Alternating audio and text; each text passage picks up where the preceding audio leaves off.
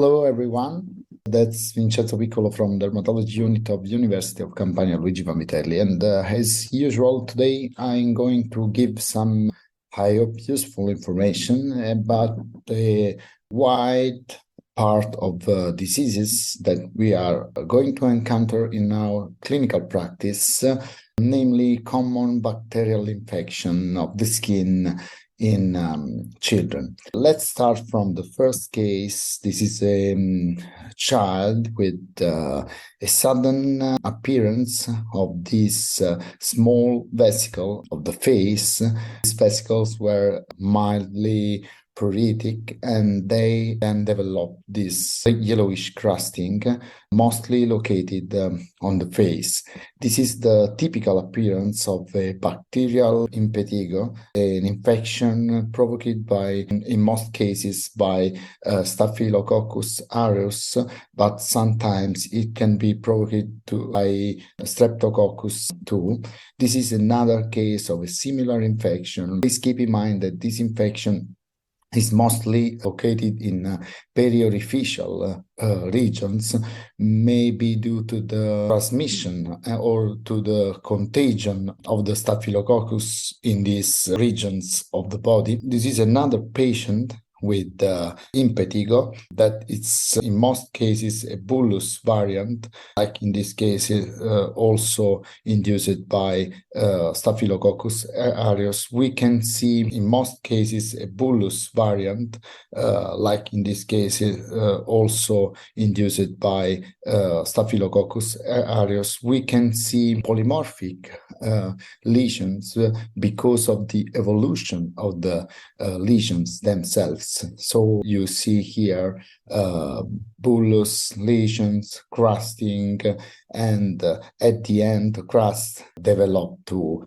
some hyper or hypopigmented scars. Sometimes impetigo could be a complication of other dermatologic conditions, and in particular atopic dermatitis, like in this patient. You see here diffuse scratching, lesion, and eczema. After scratching of the skin, patients sometimes can develop a diffuse impetigo. Please keep in mind that patients with atopic dermatitis have a high proliferation of Staphylococcus aureus in their skin, so they are more prone to develop bullous impetigo or crusted impetigo. Like in this case, you see some newly appearing lesion with yellowing crusting that sometimes is associated to impetigo too. You can see here also the presence of micropustular lesions that are usually secondary to an infection of the skin. This is another picture of the same patient, and you can see the typical crusting of the nostril, like in this case, indicating the proliferation of Staphylococcus aureus. Let's go on with another infection provoked by gram-positive, in particular Staphylococcus aureus once again, that is a very common infection of the skin in children, usually seen in wet periods of the year, such as spring or summertime. This is the folliculitis that is characterized by the presence of these multiple pustles of the buttock. Buttocks in this case, sometimes the folliculitis evolves or develops larger, painful, and more difficult to treat lesion, like in this case. It is increasing in daily practice a furunculosis of the skin due to particularly resistant bacterial infections, such as the methicillin-resistant Staphylococcus aureus, that can provoke these very severe lesions. Often this patient present a familial eruption, so their parents present the same lesions, and they not respond to the common antibiotics. So it's necessary to test, to have a culture from these purulent lesions in order to understand whether there is a presence of this bacterium or not. This is a close-up view of this lesion, and it's very important to test with culture the presence of Staphylococcus aureus and to have an antibiogram to understand which is the best option for treatment of this patient. This is another patient with recurrent furunculosis of the axillary region. Look at the lesion that are very inflammatory nodular lesion with the tendency to blow after some days with this purulent exudate coming from the boils. So it's very important to learn how to recognize this kind of lesion. Let's go on with another kind of infection of the skin. In this case, we see a folliculitis as well.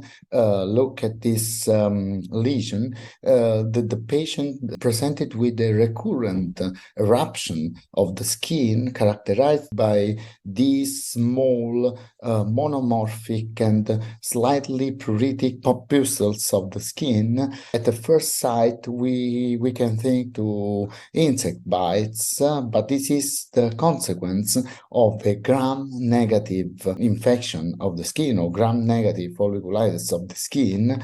I will show you another picture that is quite repetitive in clinical practice. Gram-negative have a different transmission. This infection tends to resolve spontaneously, but then it tends to develop once again. So it's important to recognize it, and it's often associated with exposure to sponges, for example, or some patients develop it after going to swimming pools or things like that. And this bacterial infection can be faced after recognizing the source of the infection itself. Another possible infection that is less commonly seen in children, more commonly seen in adults, induced by gram-negative bacteria, is the presence of the Pseudomonas nail disease. In this case, you can see, due to this green pigmentation provoked by the accumulation of piocyanin, this green discoloration of the skin associated with onycholysis, that it's very characteristic of Pseudomonas proliferation of the nail. When you see one case of this condition, you will recognize it forever. And finally, I'm going to show you some examples of infections induced by Corynebacterium. Corynebacterium is another class of bacteria of the skin, very common, affecting the skin. In this case, with the erythrasma. Erythrasma is characterized by this slight pigmentation of the skin that becomes brownish at the groin, and you can see with the wood lamp this red discoloration of the skin that is very characteristic of erythrasma itself. This is another example of Corynebacterium infection that is called pitted keratolysis.